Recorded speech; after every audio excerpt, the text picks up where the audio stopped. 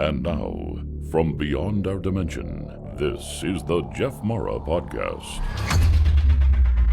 Here's Jeff. My guest is Tom Massari, author and grandfather of channeling, who has taught some of today's top channelers like Darryl Anka, who channels Bashar.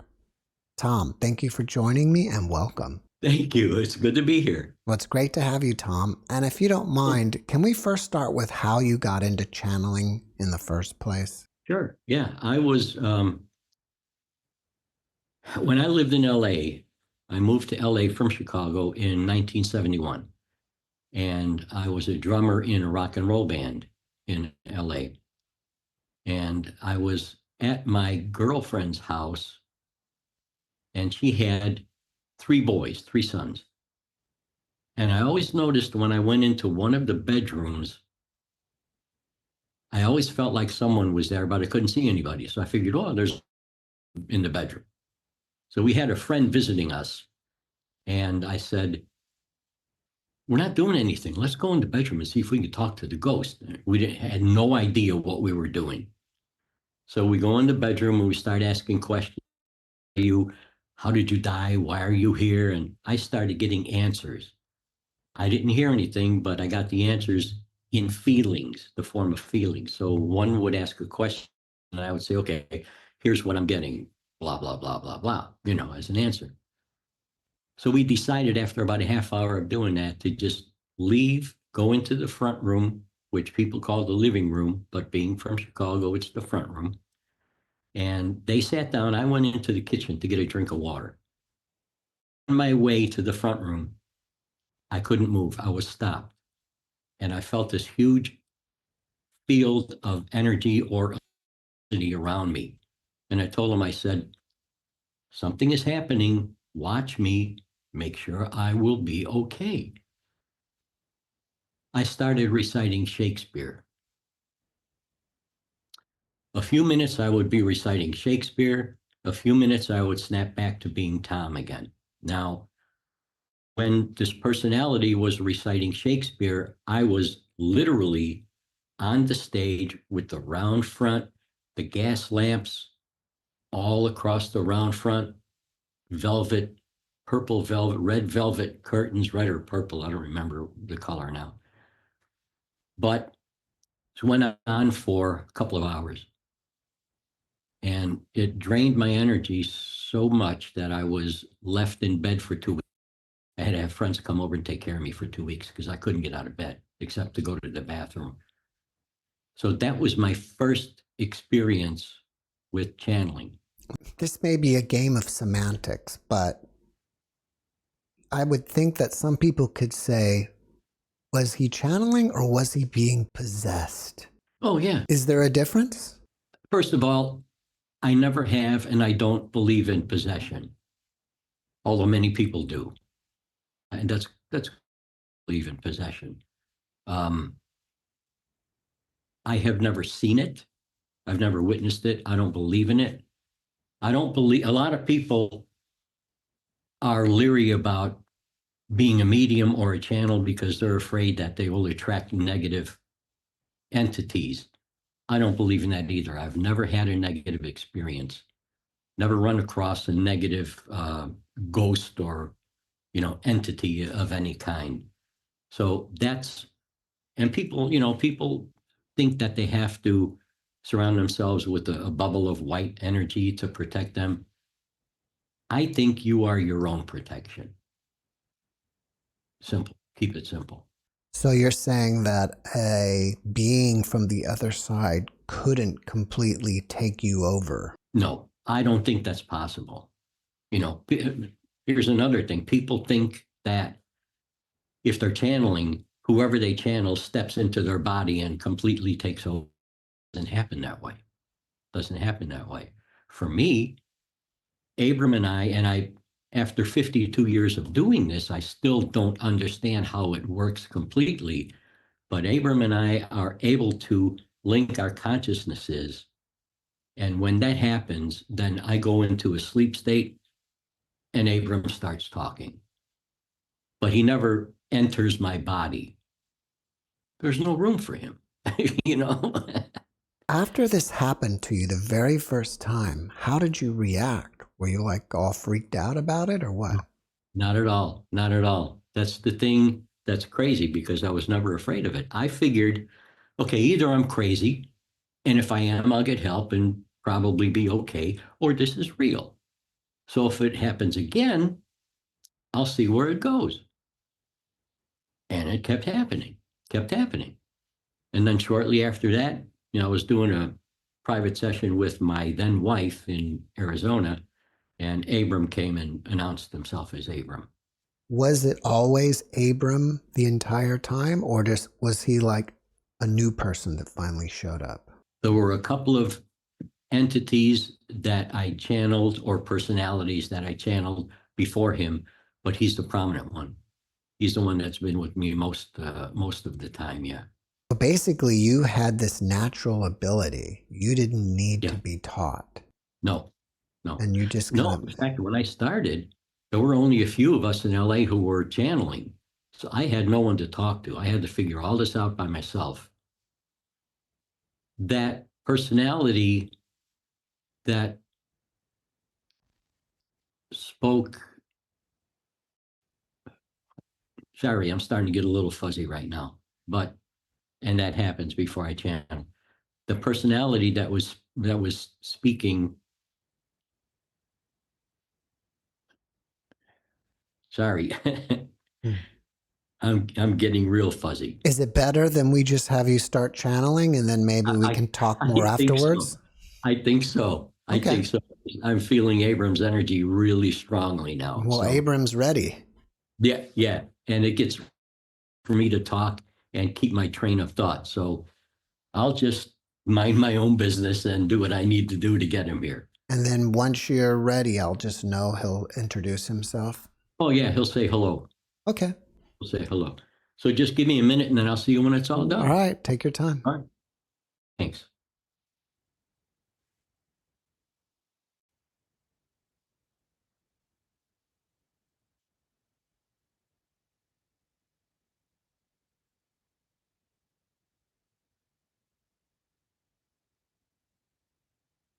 Hello, my friend. Hello, Abram. How are you feeling? Good. Thank you for joining us today. It is my honor, my friend. So tell me something. Why are you feeling good? That's a good question. I guess things are going well. The answer should have been because I choose to. Yeah, you're right. Because all things are a choice. All feelings are a choice. All are a choice. Abram, how did you first meet Tom, or how did you find him from the other side? In between his physical lives, we had encountered each other in a different dimension of what you call reality. And we had, let me put it this way, we had a discussion on what we can do, how we can do it in his next lifetime, if he agreed to it, only if he agreed to it. So basically, let me put it this way, he said, yes, that sounds good to me, let us do it. When you meet someone in between physical lives, it is not like walking up to someone, shaking someone's hand and say, hello, how are you? My name is this, and what is your name? It is not like that. You merge consciousnesses. This is how you get to understand each other's frequency and experience, because everything is just frequency and experience. So we had both decided to do this work in his physical lifetime. Very simple. Thank you. Can you tell us what it's like on the other side? Yes. When people die, they think they have to fly through a tunnel and go to a light and get judged and all the rest. If they experience a tunnel, which would be their belief, the light is themselves. They are traveling to themselves, to a higher, a more complete self. Once they enter that light, they are more alive than they were when they were in physical existence. So when you die, my friend, everyone dies, everything dies. When you die, you will find that you are more aware, more alive than you have been in this lifetime. Now, as you exist in what people call the afterlife, the side, which I call just walking into a different room in a house, you find that things become real. And they become as real as what appears to be real in your present physical life. On the other side, if you would like to call it on the other side, people have their jobs, they mow their lawns, they drive their automobiles, they have children, just like you people do in this lifetime. So it is not that much different, but everything is more aware, and you are more aware. And by everything being more aware, I mean simply that everything is aware of you and becomes you. As you are aware of everything's awareness, and you become. There is a merging, a blending that takes place when you die between you as a spirit and all things around you. You become everything. Everything becomes you. Could be difficult to understand, could be a bit tricky to understand. But in your terms of language, this is the best that I can tell you. So what do you think about that? I wanted to ask this, and you kind of touched on it. Many people who have near-death experiences report that the other side is more real than here. Absolutely. So what is here then? Is it some fake world? No, absolutely not. First of all, near-death experience, I call it death, simply because they die. They are not near death, they die. Then they return, they come alive again. This is in their design for their life. Before people are born, they create a design for their upcoming life. This has been in their design to die and, in a sense, be reborn, in a sense. And when they come back to life, they have changed. Some of them become musicians, artists, speakers, writers, and all they change. As on the other side, as you people, the other side, everything is up to you, what you would like to experience. Everything is about an experience. What you exist in now is a real reality. But when you look at things in your reality, look around you at all the objects, you can change your foundation of your reality by thinking it differently. So I tell a lot of people, look at one object in your room, close your eyes, and just imagine that for about 10 seconds that it is changing just a bit. It changes in its form just a bit. And now open your eyes, look at the object. Has it changed? Well, yeah, it appears differently. Of course it does. Why would it do that? Well, thank you for asking. I will tell you why it does that. Because you had created it to begin with. But I bought it at a store, yes, but it at a store knew that it was at the store. You created it at the store, then you bought it. It was yours in the first place. You didn't buy it, it was already yours. You could have manifested it in your reality. Your reality is real, but at the same time, it is an illusion because it is just only and always energy, just like your universe. It is a part of your universe. Your universe is a part of reality. You are your reality. Your reality is you. Now, take a look at a dog. A dog, if you have a dog, if you do not get a dog, if you have a dog, watch your dog, because you can learn a lot about existing and experience by watching your dog. Dogs do not judge. They do not plan their day according to time. 12 o'clock, time to eat lunch. 5 o'clock, time for dinner. 9 o'clock, time to go to bed. They have no awareness of that. Awareness only of this, the only moment in time, but without the awareness of time. They have their own internal clock, if you would like to call it that. They have their own cycles, just like human beings do, but their cycles differ a bit from human being cycles. Dogs exist and function right on, by, and within instinct, and they have emotions also, yes. When you tell your dog, bad dog, bad dog, do you hurt its feelings? Yes.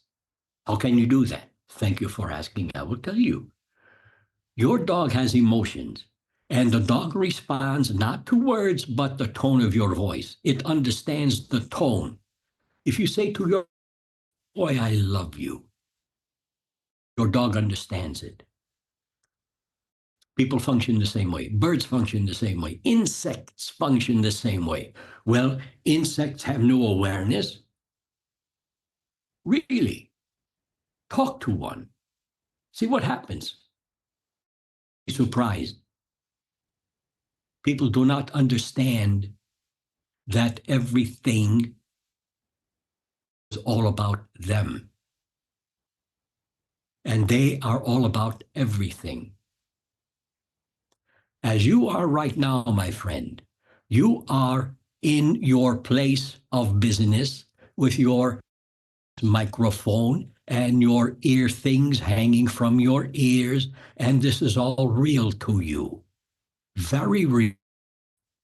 Imagine if you were able to change the foundation of what you exist in. What would you change it to? When you arrive at what you would like to change it to, it changes. But at first you might not notice it. But as you get used to being in that new foundation, you will see things differently. Look at your microphone. Go ahead. Look at your microphone. Do it now. You like it to be. You see it as one object. If you were to take time, close your eyes and imagine it a different color, as an example, you would see it showing a different color to a degree, not completely, because you are aware of the realness of what you call your reality. Reality is a beautiful thing. It gives you everything you would like to have, what you desire, and what you need. And people don't know that. They think their reality is just something that exists around them, something they have to live through for their lifetime. People need to understand, first of all, how much power they have. Secondly, how much power to create and recreate they have. How much they mean to what they create. Because when they create something, they infuse it with all of their emotions. The objects in your room, every object has an emotion. Your earth has emotions. It has consciousness. It is a living being. You probably know this by now. Many people don't care to know that. So they take advantage of your planet Earth. Your Earth is a bit angry right now. Storms are getting worse. Volcanoes more. Earthquakes more. And all the rest. I tell people, plant a bush. Plant some flowers. Plant a tree. Talk to your Earth. And many people might be thinking, well, this guy is off his rocker. He is a bit crazy. But if you talk to your planet Earth, walk outside. Hello, Earth, I love you. You are just so beautiful. Your Earth will respond. You will feel a difference taking place inside of you because your Earth is giving you its emotions. When you take advantage of it, boy, oh boy, it gives you its emotions also. Absolutely. Thank you. Does everybody here on Earth have a guide and or a guardian angel on the other side? There are no angels, although many people believe in angels. Angels are guides. Guides are beings, whether it be a deceased individual that maybe you have known, or someone from your family, or an extraterrestrial being. People have a guide through their life, but as the person evolves and grows, their guides change. The old guide will leave, a new one will come into place because the new guide's energy matches the new energy taking place inside the human being as the human grows and evolves spiritually. So, to answer your question, yes, but they change. Guides change. Thank you. Is it possible that people are misinterpreting ETs as angels, like ET beings with wings? Is it possible they are misinterpreting that? Absolutely. If they would see ETs in their natural form, they would not accept it. This is why most ETs, as they appear to someone, will appear to someone with a form that someone will be easy with, comfortable with, not how the ET really looks. Because ETs, many of them, not all of them, many of them are pure consciousness. If you saw pure consciousness, how would you react to it? Oh my God, what am I looking at? You would be startled. You would not accept it. Because it would be so different from your appearance that you could not handle for a time. Eventually, you would be able to handle it. But initially, it would, as you people say, freak you out. ETs, many of them are just like you.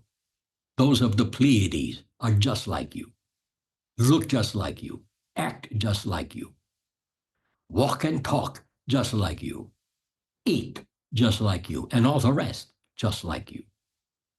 Some, I don't want to say are a bit higher, but a bit older. They have been around longer. They have progressed through many lifetimes as physical, and now they exist as consciousness, or pure spirit, or just energy beings. All different kinds, my friend, all different kinds throughout your universe, and other universes as well. All different kinds. Thank you. Are humans originally from this planet? Not at all, no. There is no one on your planet Earth who is of or from your planet Earth. Everyone is from elsewhere in your universe and other universes as well. So you are all ETs. So what is the big deal about ETs? You are all ETs. Thank you. Do you see within the near future that humans will join their galactic family and there will be ETs walking on Earth among us? There are ETs walking on your planet Earth among you right now. When you look at them, very hard to tell they are from elsewhere. But if you look into their eyes, and I mean really look into their eyes, you will see their true form to a degree. To a degree. And you will instinctively know they are different than you. They must be from somewhere else, and they are from somewhere else. They have been on your planet Earth for thousands of years, my friend. They are still, and they will be in years to come, decades to come. Will we have the technology to travel the cosmos anytime soon? Let me put it this way. I hope not. Not until you people give up your need to control and have wars and kill and take advantage of. So I hope not. But you will at a future time. You will. But we need it to be, and you need it to be, when you people have evolved beyond your present state of awareness and beingness. But what you are now is highly creative, brilliant, beautiful people. But you don't see yourself that way.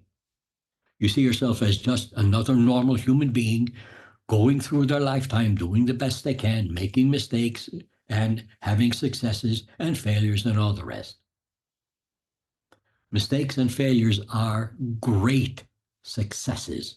Great successes. If nothing else, they tell you don't do it again. Take the same idea, do it in a different way.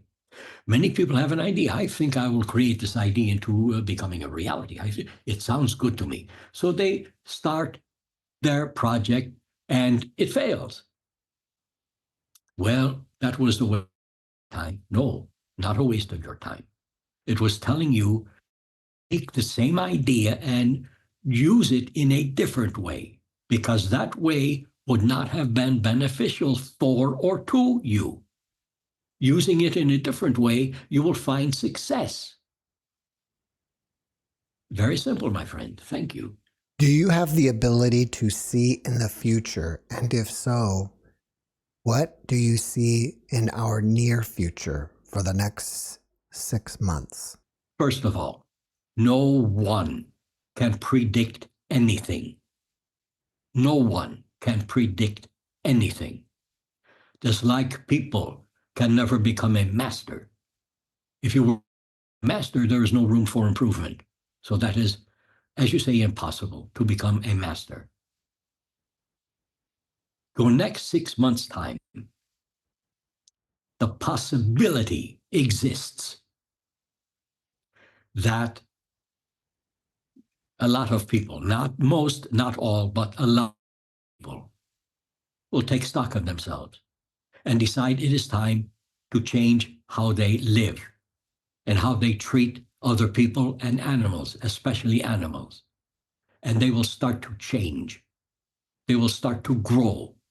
They will start to take on a new frequency. Now, many people are talking about, well, 5D Earth, 112D Earth, it is coming, you cannot stop it. Big shift is coming and all the rest, and you will be different and higher frequency. Shifts do not happen in your outer reality until they happen within you first. You shift, then your reality will shift. And your earth will shift because you are a part of your earth. Your earth is a part of you. This is why I tell people you are the focal point, the center point of all creation that takes place in your reality and all other realities as well, in your universe and in all other universes as well also. So the next 6 months' time, let me put it this way, to give you something to look forward to. The next 6 months' time is up to you, my friend.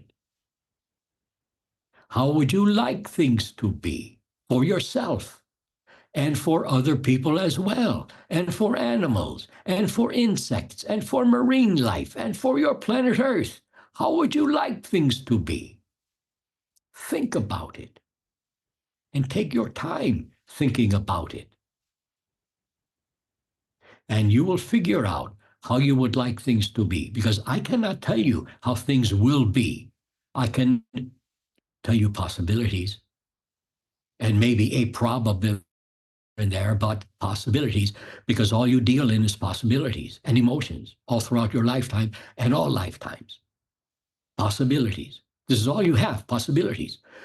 But when you use a possibility in the right way, and there is no right and wrong, because all things just are, but I will say, when you use a possibility in the right way, it becomes a probability. Eventually, probabilities become reality. But it all begins with an idea. There is only one idea. Your universe is one idea. Everything has come from and out of your universe. You also. You are one idea, my friend. Begin looking at yourself as being an idea. You will find yourself being much more creative than you have been and than you are now. And you are being very creative. And I am not flattering you. I do not do that. But I can see what you are doing, what you have been doing. You are a creative being. There are many creative, intelligent, brilliant beings like you on your planet Earth. Consciousness is coming together more and more and more and more among not all of you, but a lot of you people. And this is a good thing. This is how change occurs, because you all change inside of you first. emotionally. If you look at emotions, if I were to ask you, my friend, explain emotions to me. What are emotions? Tell me, what are they? What would you say? I would say they are the after energy of your past. It's your past continuing through your feelings. And I would say emotions are labels and judgments that you place on yourself, something, or someone else. Emotions are all the same. Everything is energy, right or wrong. Right. Good. Since everything is energy, emotions are energy. And they all function on, by, and with, and from one power. You. You are the power of your emotions. Since they all function on the same power, they are all the same. Anger can become joy when you let it become joy. People think they have to go through their life feeling certain emotions and, well, this emotion is a negative one, this is a positive one. I will strive to have positive emotions and just get rid of all of the negative emotions. And the only thing you will do when you do that is cheat yourself out of half of yourself. You have to have negative and positive because this is what you are. This is what your planet is. This is what the universe is, negative and positive energy. But any emotion can become a different emotion when you let it. You are never bound by sorrow or sadness or joy or love or happiness or anger or any emotion. Change them. The next time you feel an emotion that might be uncomfortable for you, think to yourself, now, if I key in on the power of this negative feeling emotion, maybe I can just imagine that it is strength instead. You will then feel strength inside of you. Might take practice, but you will feel the strength inside of you. Then you will be able to handle any situation that comes along that might be uncomfortable for you in a new way, in a brand new, different way, and create it to be a positive situation for you, if this is what you want to do. Or you can just, like everyone else, wallow in your misery, which I do not think you would like to do. But too many people enjoy that. Good for them. It serves them. Thank you. Earlier, you mentioned that the shift must come through us first. Yes. Can you give us some tips to be able to shift ourselves? Absolutely. Here is probably the most important thing you can do so that you can create a shift within you.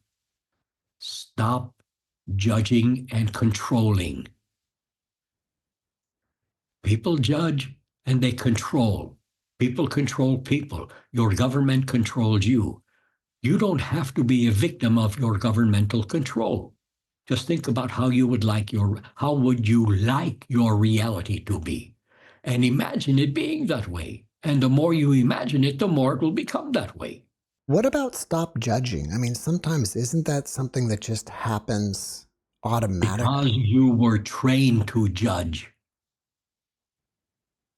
When you were a baby growing up and a toddler, you heard and this applies for everyone, not just you, my friend, but everyone. Most people experience their parents judging and becoming angry. And that is not good. That is wrong. That is not. Why does that have to exist? Why do those people need to be alive on this planet Earth? We should get rid of them.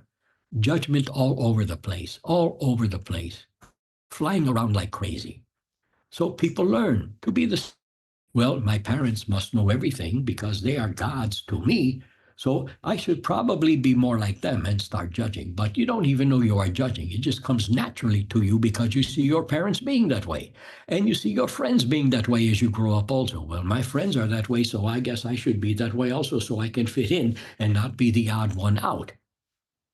You were, and this applies for everyone, not just you, my friend. People are trained in their lifetime by their parents, by religion, by school, by their friends to be the way they are. I tell people Take everything you have learned from schooling, religion, everything you learned from your parents, everything you learned from your friends, and throw it all away. And just begin brand new with nothing. Because when you have nothing, you have everything. And they say, what do you mean? And I tell them, when you have nothing, you have everything in the form of every opportunity to do anything the way you would really like to do things. You can be any way you want to be. You do not have to be like your parents or your grandparents or your friends or what religion tells you to be or what school tells you to be. You can be any way you want to be. Give it all up. Start all over again, brand new. Have nothing. But you will have every opportunity to do things the way you would like to do them. People do not know, and many people do not care, that they have the power to change, fix, create, recreate anything. Anything. And I mean anything. If all people understood that, your entire world would be so much different, my friend. Your entire universe would be so much different because everything you do affects your universe. Everything you think affects your universe. Thank you. Is it possible that we can find out what we chose pre-birth to be doing here? Like, Yes, it is very possible. How do we do that? You can use meditation or hypnosis. I would say start with meditation. Sit quietly. Spine, no slouching, straight spine. So the energies move through all of your meridian points in your body. Straight spine. And take a couple of nice, deep, relaxing breaths and just imagine. Just begin to imagine that you are energy before you were born into your present physical form. This takes practice, my friend. But everyone can do it if they take the time, as you know, time to exist, to practice this method. Eventually, you will find yourself being energy, and you will also begin to uncover or discover the plan that you had for your upcoming lifetime. This is something you can do. Now, while you are viewing and living your plan before being born, you can actually change it. Imagine it in a different way. Imagine you are creating a different design for your life. Again, this takes practice, but this is something that you can do. Everyone can do it if they want to do it. But people do not want to change their life. Well, my life is all right. I'll just go ahead and live until I die. And, well, I try to be the best I can. You can change it. You can change your design for your life. And again, it will take practice. Practice is the key. You practice everything. You practice being alive. You practice wearing clothing. You practice what you're doing right now with me and Tom. You practice driving your automobile. You practice eating your food. You practice breathing. You practice everything. It is all practice, my friend. Practice does not make perfect. Because being perfect, as I said, there is no room for improvement, no room for growth. You cannot be a master. No room for improvement. You are always and only a practitioner of life and death and all that exists in between. Practitioner, this is what you are. But be proud of that. Be proud of what you have accomplished to this point in time. Everyone, be proud of yourselves. But know that you can recreate anything at any time and accomplish so much more if you want to. Thank you. Are we forced to reincarnate here over and over again? No, it is a choice. People think they have to reincarnate for whatever reason, maybe karma. Well, I did something in a past life that was very bad, so I'm paying for it now. Karma does not work that way. Karma is just and only and always a chance at perfection. You don't have to repay anything or pay for something that you did. No, drop that. Karma is a chance at perfection. When you die, you don't have to reincarnate. No one does. It is a choice. But if there are experiences that you need to have, then you will decide to have those experiences. But at the same time, you can always create those experiences in between physical lives, so you do not have to reincarnate. Very simple. Thank you. Can we reincarnate on other planets or be ETs ourselves? You reincarnate on your planet Earth and other planets as well, other universes as well. You are not, and this applies for everyone, people are not just physical people stuck on your planet Earth over and over again with no freedom to choose otherwise. You can reincarnate anywhere you would like to. Think of your dreams. When you dream, a lot of times, and this applies for everyone, when people dream, a lot of times they will dream of being somewhere else, floating out in the universe, leaving their body, having out-of-body experience. This is what life is all about. Being other places so that you can complete yourself. And this is what it is all about, completing yourself. So you don't have to reincarnate again. You can choose to if you need to, but you don't have to. You can stay spirit and enjoy the rest of your existence, which is timeless and just continues and does not end. Thank you. When you are not being channeled through Tom, what are you doing on the other side? Anything I want to do. I can be driving a boat on a river. I can be the Mayan healing man again, working with people with illness. I can be anyone I want to be. I can be doing anything I want to be doing because it is all an illusion, because it is all energy. So if I were to think, well, I want to be someone else, I would imagine myself being someone else, and I would create that as a reality in my reality that I am in at the time. You do what you do. You don't have to do what you do. You can do anything.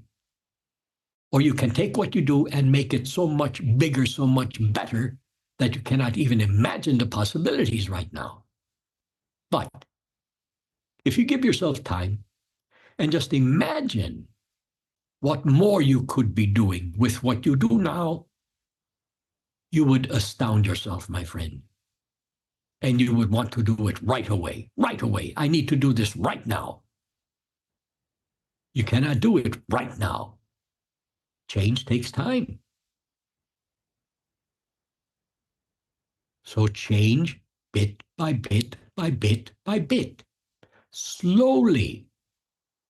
This is how change works. Slowly, bit by bit. Thank you.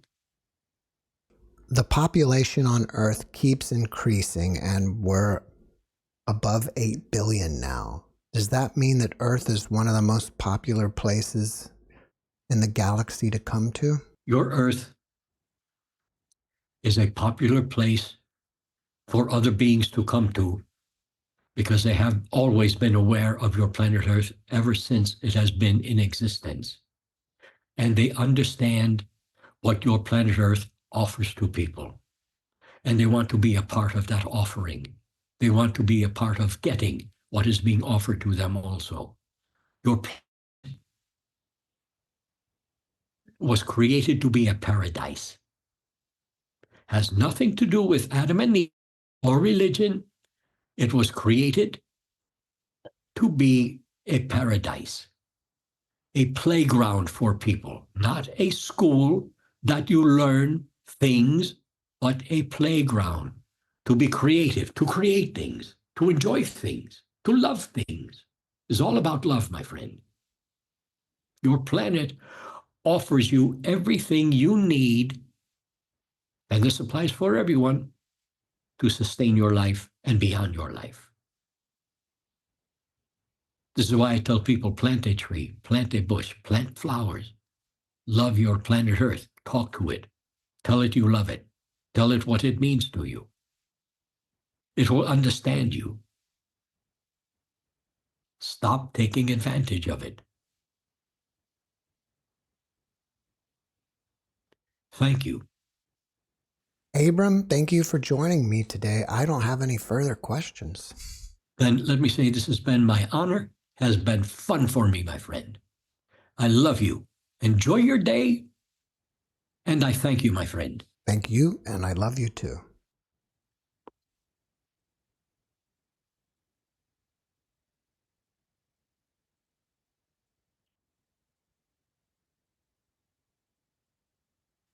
How did it go? It was good. Good. Were you aware of any of that happened? No. It's amazing that how Abram is so different from you. Yeah. Yeah. How can somebody tell if a channeler is the real deal or not? Well, I can tell by what they do to get into their channeling. Some people are very dramatic about it. And some people, just as they're talking, all of a sudden they start talking like a different person with their eyes open and they're in their own voice and and doing that. And to me, that's not real. You know, if you can't see it, you can feel it. And you can certainly feel the information that the person is giving, if it's valid information or if it's not. You can just feel it.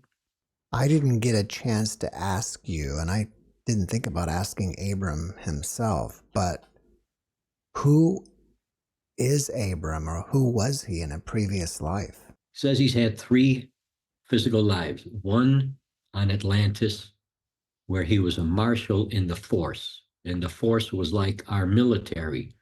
But the difference is they used to take care of people on Atlantis. They didn't mistreat people. They took care of people. Another life was in the time of Jesus, when his name was Abram, and he was a shoemaker, sandal maker. He knew of Jesus. He talked to him a couple of times, but they were not friends. They didn't have a close friendship. His last physical life was as a Mayan, and he was a shaman. So he worked with, like our doctors work with patients, he did the same thing. So those are 3 lives that we know about that he's had, and he's had only 3. I wish I would have asked you that beforehand. But for next time, if you're willing to come back, I want to talk to him about those lives. I think it'd be really interesting. Oh, yeah, absolutely. Yeah, I'd love to come back. Yeah. We were talking earlier, and you mentioned that there's a lot more involved to channeling than what people think there is. Can you expand on that? Yeah. I tell people,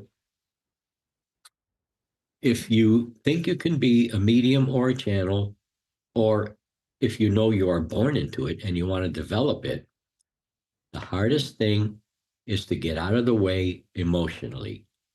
If you're having a good day or a bad day, you have to take all those emotions and just set them aside and get to a place of no emotion. And for a lot of people, it's really hard for them to do that. It took me 8 years to learn how to do that because I had nobody to teach me. I had nobody to talk to. So it took me 8 years to figure out how to do that. But Abram tells people to get out of the way emotionally. What you can do is think of something that is really boring, something that means nothing to you, and just focus on that for a while. Excuse me, focus on that for a while. You're going to find yourself being void of emotion. And this is what you want. Because when you're thinking about all these things, well, I've had a good day or I've had not so good day, and I feel this way and that way, I can't connect with Abram. It would be really, really difficult to connect with him. And if I was able to, I would be influencing what he says with my emotions and my stuff, which if you want to be a channel, that's taboo. You do not do that. You know, you let the source, whoever your source is, you let the source come and bring the information and stay out of the way and just deliver the information. And if you don't know what it means, you don't have to know what it means, because eventually you will. Or if you're talking to someone, channeling for the someone, they will know what it means. I'm working with a girl now. Well, Abram is working with the girl now, and I am too, to a degree, who is developing her channeling, excuse me. And she's coming along, but a lot of times I'll ask her, how are things progressing? And she'll say, well, I don't know. I need him to give me something that I can really substantiate, you know. And I need to have him give me messages that I really understand. And I tell her, in the first place, you don't need to understand it. It's not your job to understand it. It's your job to deliver the information, you know. And if you need something from him, don't be a channel. Go do something else. Because if you need something from him, you're controlling him. And that's not going to work. There is a lot more to channeling than people imagine. A lot more to it. But the hardest part, again, is getting yourself out of the way emotionally. And that applies for good mediums also. Good mediums and good channels. When an artist is working, they might have emotions, but all of a sudden they might feel like their hand is being moved, and all of a sudden they have a brilliant painting. Or when I write music, there have been a few times, not a lot, but a few times, when I'm working on the keyboard with an idea and my hands just go to a different chord. And it's like one time when I was writing a film score for a movie, that never happened, but it would have been a good one. I was having a hard time ending this piece of music. My hands just went to a chord and I had tears coming out of my eyes because it was so perfect and I had no idea what I was doing. So sometimes things just happen. Do you feel that if you're channeling properly, you should be a channel that's not aware of what's going on, like a trance channel? I don't like the word trance. It kind of brings up negative connotations. And in fact, I don't like the word channel either. When I started channeling in LA, a few of us were doing it. We were mediums. That's all we were. And that's all we are now, is mediums. Somewhere along the line, somebody came up with the word channel. I don't care for the word channel. That's what I am, but I rather call myself a sleep medium, because basically it's what I do, go into a sleep state. So if someone's doing it properly, should they be in a sleep state and be completely unaware of what's going on? Maybe I'm old school or old fashioned, but I think that's the best way to do it, because people, and I'm not saying everyone, because I'm sure there are a lot of really good channels out there, but a lot of the ones that I've seen with their eyes open and walking across the stage or sitting in a chair talking in their voice and and that's not real to me. They're here, they're present, they're not out of the way, and they're influencing the information with their own stuff. I see a lot of that. On the other hand, I've seen some channels who I think, that's good stuff. That's a real channel. That's good stuff. I believe you have to be born into it. Just like all the old master composers. They didn't go for a 4-week course in music theory and all of a sudden write, this masterpiece of music. They were born to do that. Just like all these kids now. I see kids on YouTube 3 years old, 5 years old, playing the piano. And it's like, I have a hard enough time playing chords, and these kids are playing Rachmaninoff and Bach and all the rest. They were born in to do that. It's incredible. You're right. I'm pretty sure you're aware of this, but I asked Abram, how did he find you? And he said you guys made a pre-birth agreement that you would channel him. Yeah, You, that's what he's told us. Yeah. so would you say that's the same thing as being born into it? Yeah. Yeah. At some point you started teaching channeling. How Yeah. did that happen for you? A lot of people would come to my channeling and they would say, gee, do you think you could teach me how to channel? Can you teach me how to channel? And people are still asking me that, you know? So I said, well, I'll send, come to the class and, we'll see what we can do. Maybe I can teach you and, maybe nobody can teach you. Maybe you're not designed for it. Maybe you don't have what it takes. Maybe you do. So let's see what happens. That's basically how it happened. And is that your beginning step, is to tell them to imagine something boring and see if something will come through? That's what I tell them. I tell people who Abram and I work with now in his 6-week development course for channeling or whatever. If you have what it takes to be a channel, and Abram can tell them, yes, you were born into it, or no, you were not born into it, but you have some ability. So let's see what we can do with your ability. And I tell them the hardest part is to get out of the way emotionally. And he tells them, because he's told us, the best way to do that is to think of something that is completely boring, something that does not interest you at all.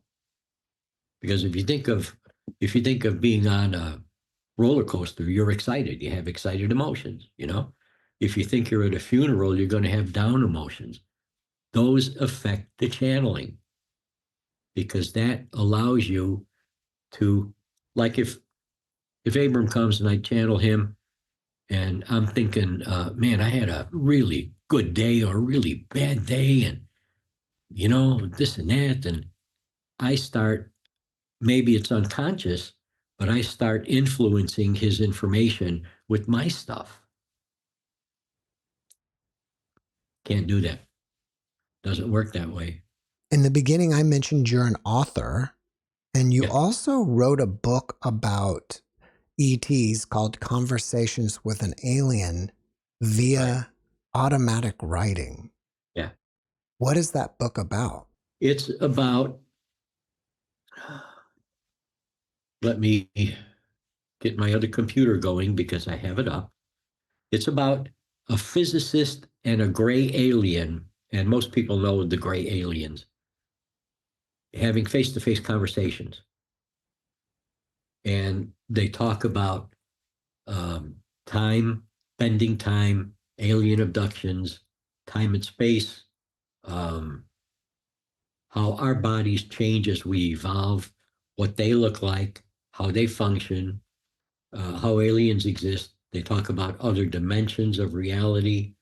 They talk about the subconscious mind, the unconscious mind, taking care of the planet, laws of creation, a way to pray, and the idea of all. They talk about Jesus and religion, a lot of different things. I started the book in 1997. 97, yeah, when I lived in Arizona, and got through the half of the 10th conversation. And for some reason, I just put the book down, didn't pick it up until a couple of years. And I saw it in my closet and I thought, I'm going to read this and see, what it's all about, because I didn't remember. It's like channeling. You don't remember what was said. Automatic writing, you get it and you don't remember what you get. I've reread my book 5 times. I still don't remember what's in the book because it's like in a dream. But picked it up a couple of years ago, started reading it, and I thought this is really good. I wonder if I can get back to the automatic writing, if that's possible, so I can finish chapter 10 and finish the book. And it happened. So I was able to do the last half 10, and I got it done. It took me, 21 years to do the book because I put it down for so many years. If you're automatic writing, that means to me that somebody was giving you the book. Yeah. Who was doing that? Abram did. Abram. Oh, okay. Yeah. Yeah. Could you say that Abram was a character in the book? I hadn't thought about that, but I would say he's not a character in the book. He just presented two different characters to me, and he gave me all the dialogue that they would have had if they were real. Does that make any sense? So does that mean that this is just him giving you information about ETs through a story? Basically, yeah. Yeah, because it could be in the form of a story. Would you say that it's basically a fictional story, but with accurate information? I would say it's more accurate than fiction. I would say it's more nonfiction than fiction, because they talk about things that our scientists are now working on. Can you give us some examples? Like, what is time? People are still trying to figure out what time is. They talk about what is time. Time is not real. They talk about how to change space-time, which is what scientists are trying to figure out now. So what is space-time? Space-time is this thing that exists, but how can we change it? So he gives the example, and he's given this to us before, of imagining a big piece of paper in front of you, and you have a writing instrument, whether it be a pen or a pencil. Make a line or something on the paper. You just created an event, changed the whole structure of space-time, because the paper represents space-time. It's hard to understand that, but for me, when I think of the mark changing space-time, it's logical because you changed the paper, so you're changing space-time. So that changes the entire universe. So it's logical to me, but more in the form of a feeling, if that makes any sense at all. One of those things that's hard to explain with words. What are some of the most profound or shocking things for you that was revealed through this book? Probably that, with the piece of paper and making a mark on it, that changes space-time. And that changes the entire universe. Because that got me thinking, okay, so then that means that whatever I think can also change space-time, which can also change the structure of the universe. And if you think about that, then you think, then thoughts must be so powerful that we don't even understand how powerful they are. And we think millions of thoughts every day. So those millions of thoughts, what are all of those thoughts doing to the entire universe?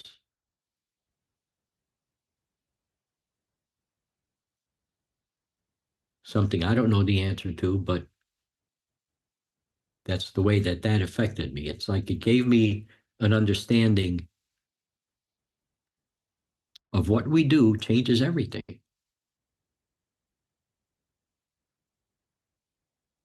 Because I was a drummer in a band, and I'm a kid from Chicago. That's all I like to say about myself. I'm a kid from Chicago. I'm not this cosmic guru or anything like that. But through my life, I never thought about this stuff. You know? And now, in my 60s and 70s, I'm thinking about it.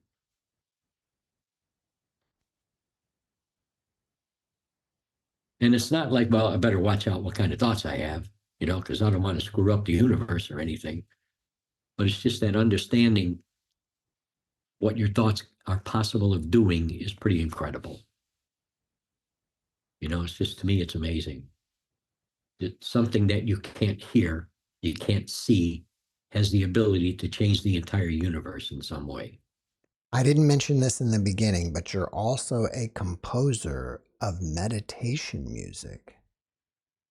Yes. If people want to take a listen to some of your music, should they go to Spotify or YouTube or what?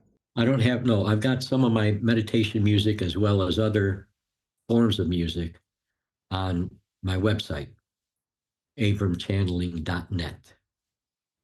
And there is a button that says Music by Tom Massari. If they click on that, it brings up 3 categories: meditation, which are links, meditation music, orchestral music, and I think the other one is Tom the Composer or something like that. So they can click on that, and then they can listen to samples, or they can go to the shop and buy the music if they want to buy the music. But they can listen to samples of all the music that I have up on the website. And if people want to find out more about your books, they're also on your website? Also on the shop page. Just had the conversation with an alien. Someone in Colombia took a year and transcribed the whole thing into Spanish. Wow. So great. there's now a Spanish version of the book up on the shop page in Abram's website. If people want to reach out to you and ask you questions, are you open to that? I'm open to that, yeah. What's the best way to contact you? Email would be the best way, and my email address is on Abram's website also. It's consult@abramchanneling.net. But just go to abramchanneling.net and they can find out anything they want to find out about me. Or how to get a hold of me too. Tom, before we finish up, can you leave us with one last positive message? I can leave you with a few, but what I've been doing lately is we have a 165-pound Great Dane, big dog. He's got like 30 pounds on me. I'm a little guy compared to him. I watch him because I think the dog is half human because he understands sentences. You know what Pig Latin is? Yep. Well, when I speak Pig Latin to him, he understands that also. So it's at the point now where I have to brush up on my Italian and speak Italian to my wife, so he doesn't understand that. But I watch him, and like Abram tells people to watch their dogs, they don't judge. It's all instinct. And I think, and this applies to me too, if we can operate more on instinct instead of judgment and control, things would be so much nicer, so much easier, so much better. People, I think, would get along, stop having wars and all that stuff. That's what I think. But I learn a lot from our dog. I really do, about how to live. And it's just really simple because they keep it so simple. I don't know if that's a positive closing message or not, but that's what I have. Well, Tom, thank you for that message. And thank you for being my guest. Oh, thank you. Yeah. I was glad to be here. This was fun. Yeah. Thanks for watching the JeffMara podcast. I really appreciate you. Another way to show support is through YouTube memberships. And if you do, there are loyalty badges and other perks depending on your level of membership. All you need to do is click the join button underneath the video to find out more. Thank you for your support.